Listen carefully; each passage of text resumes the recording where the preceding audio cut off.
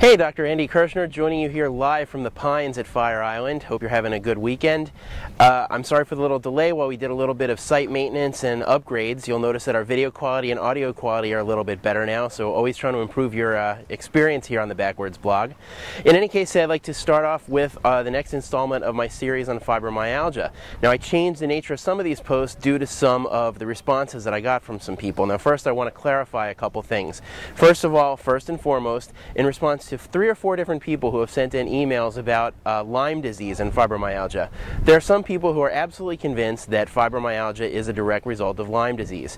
Now, I can tell you from clinical experience that this is just simply not the case.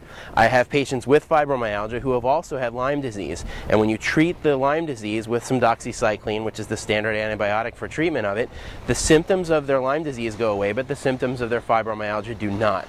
And this pretty much unequivocally tells me that fibromyalgia is a completely separate thing. Secondly, there have been several people who have tried to state that fibromyalgia is clearly a function of being depressed. Now, I have plenty of patients with fibromyalgia in my practice, and yes, a certain number of them are depressed. And again, I have to underscore this.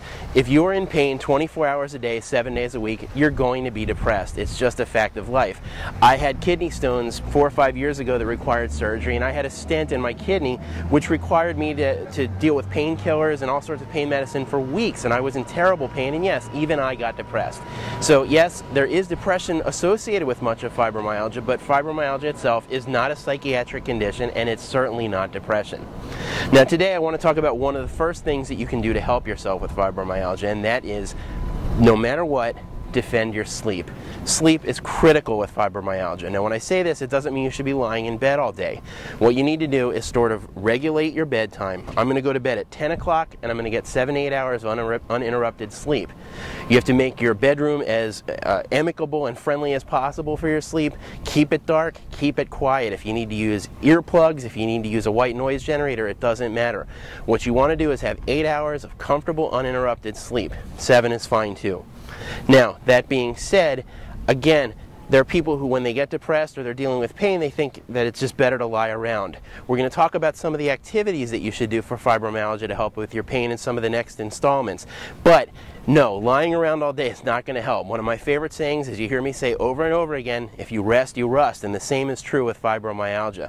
You want to get up and do things, but protect that sleep. It's critical. Do that and you'll be well on your way to helping yourself deal with your fibromyalgia symptoms. Thank you so much for joining me here on the Backwards blog. I look forward to hearing your responses. Keep those cards and letters coming because that's what keeps the blog interesting. Thanks for joining me.